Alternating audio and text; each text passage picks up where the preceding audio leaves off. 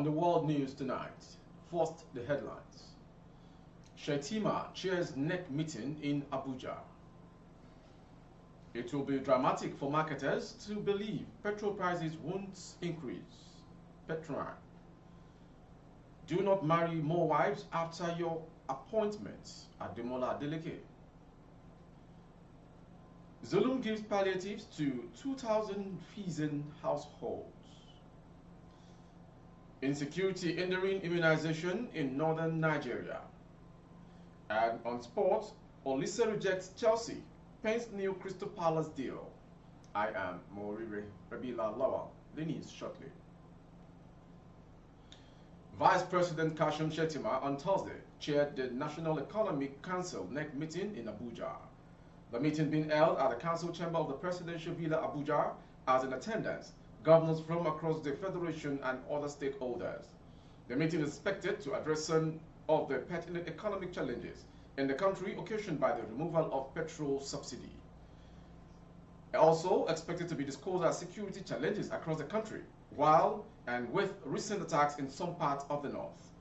Journalists have been excused from the meeting and are waiting to be briefed on the outcome. The NEC meeting comes about 24 hours after the Nigerian National Petroleum Company, NNPCL Limited, announced that it secured a $3 billion emergency crude repayment loan from African Export-Import Bank, Afrimix Bank.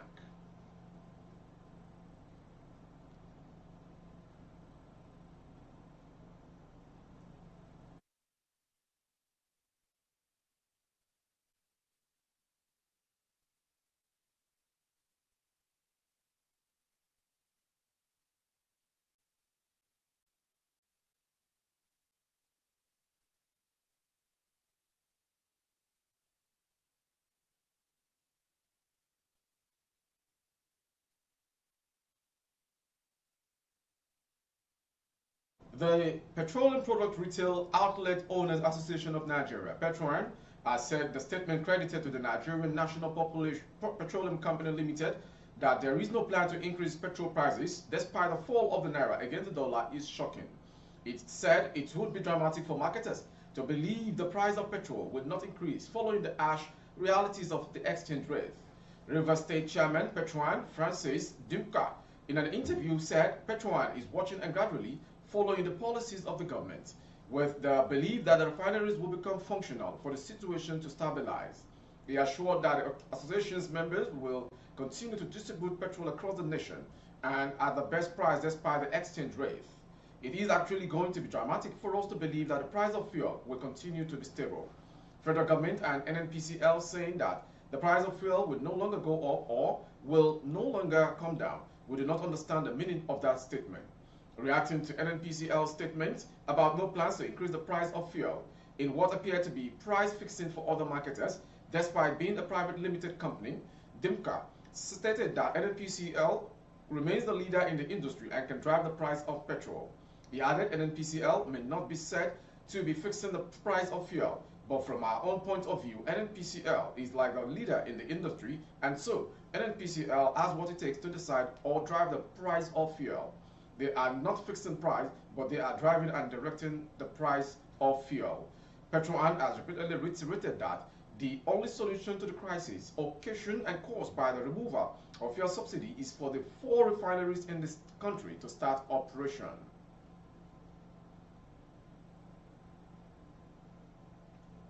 Osun State Governor Adeleke has warned the local government caretaker committee members to be disciplined with their finances. The governor sent the warning on Wednesday while swearing in of local government caretaker committee members at the state government secretariat, Abiri. He told them that it was not the time to marry a second wife. Adeleke stated that those caught engaging in corrupt practices would face heavy sanctions. He urged the committee to hit the ground running by developing their respective local government. According to him, very important is the issue of financial discipline. This is not the time to marry a second wife or third. This is a time of financial prudence. Anyone found engaging in corrupt practices will be severely sanctioned. While recalling that his administration came on board at a time of constitutional crisis at the local government level, the governor lamented that the previous government grossly violated the constitution and the law by conducting local government elections after its defeat. insisting that the election was a sham and a wasteful of billions of taxpayers' money. Adeleke held that the Oyetola administration did not comply with the specific provisions of the law.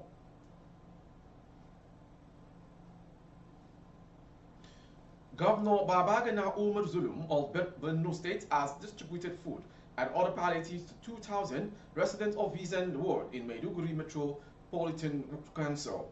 Their distribution, which took place on Wednesday at the Mohammed Goni College of Legal and Islamic Studies, is part of ongoing effort to reduce hardship caused by the rising cost of living as a result of the withdrawal of fuel subsidy by the federal government. It would be recorded that Zulum in July launched the distribution of palliatives, which targeted over 300,000 households with about 6 persons per household to reach 1,800,000 persons in need. Under the program, each eligible resident in Fizan received a palliative voucher that entitled him or her to get foodstuff in order to reduce the hardship due to the rising prices of commodities. At least distribution in Fizan, the 2,000 household, comprising 1,008 of male household and 1,008 of female household, each received 1 bag of rice and a bag of beans. To ensure transparency and accountability in the selection process, Borno State government engaged the civil society to be part of palliative distribution committee.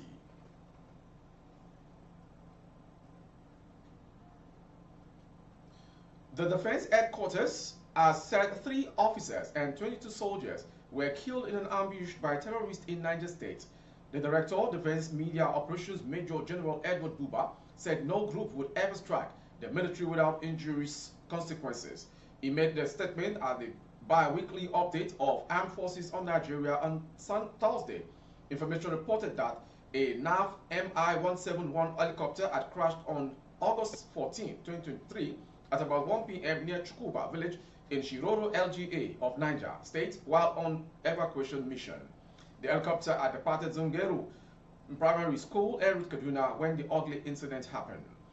General Buba said that the aircrafts evacuated 14 previously killed soldiers and 7 in action before the incident.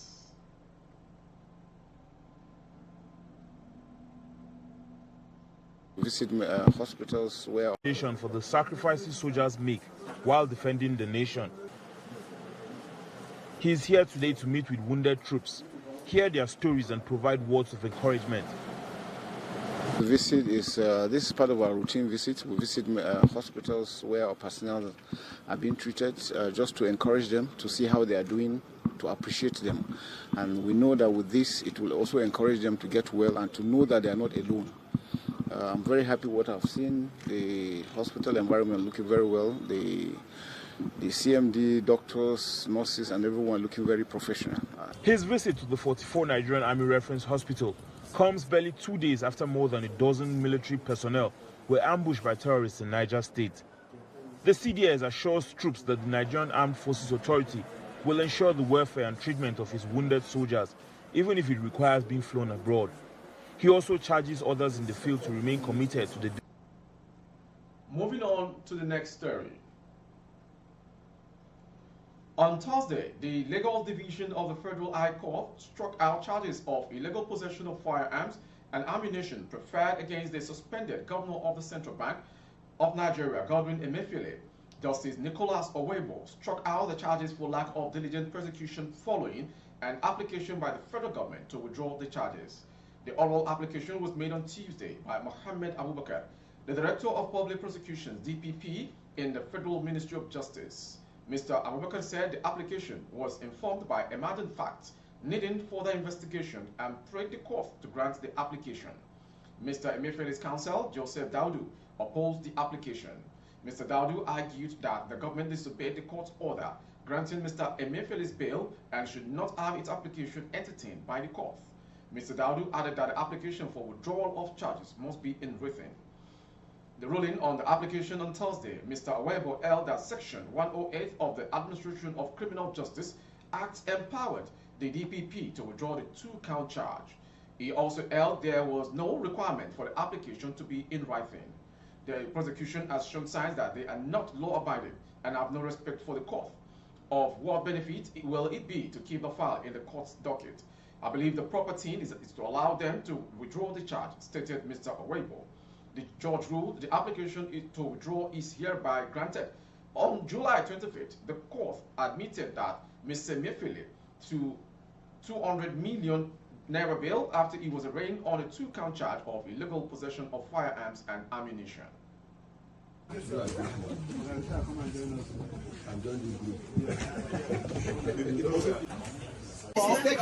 Why hold him? Okay. Don't try that. You go for press conference. You see yourself. Let's go and talk outside.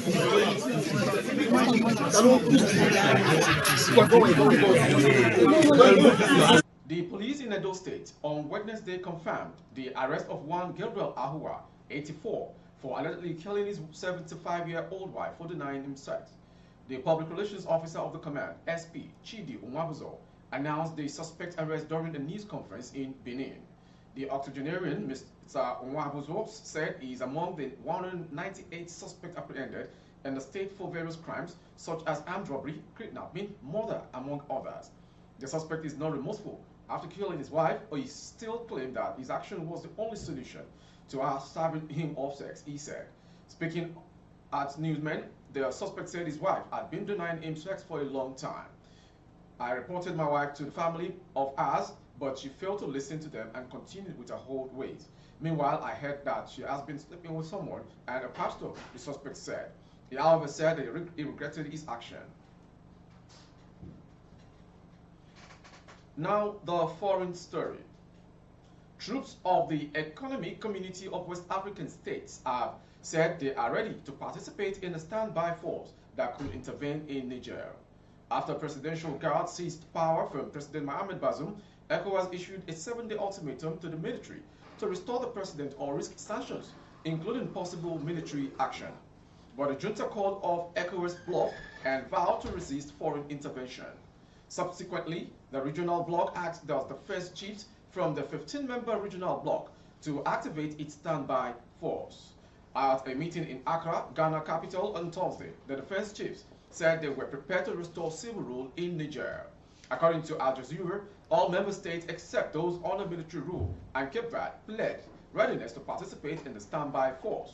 ECOWAS Commissioner Abdel Fattah Musa was quoted to have said this. The medium further quoted Nigeria's Chief of Staff Defense, General Christopher Gwabil Musa, to have said democracy is what we stand for and that we encourage. The focus of our gathering is not simply to react to events, but to proactively chart a course that results in peace and promotes stability. Burkina Faso and Mali, which have experienced multiple coups since 2020, warned that any military intervention in Niger would be declared as an act of war, revealing a fracture in the region between its coastal countries and those in the volatile Sahel. Finally, on sports. Mikel Olise's proposed move to Chelsea has collapsed after the winger chose to sign a new 4-year contract with Crystal Palace.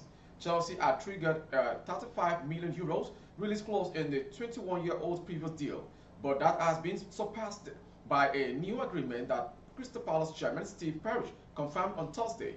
I'm absolutely delighted to announce Olise has decided to commit his future to Crystal Palace Football Club and this afternoon signed a new 4-year deal with the club, Parish wrote on Instagram. Olise's new deal is a dramatic twist, given Chelsea were confident of finalizing times in the coming days. However, their initial move had created ill feeling with some senior figures at Palace who are thought to have believed Chelsea used questionable conduct to sign the player. For their part, Chelsea believed they did nothing wrong. Olise was expected to depart until a late intervention from Palace, with sources telling ESPN the club have doubled his salary to stay at Selhurst Park. It is the best possible news we could have, manager of Crystal Palace Roy Hodgson said.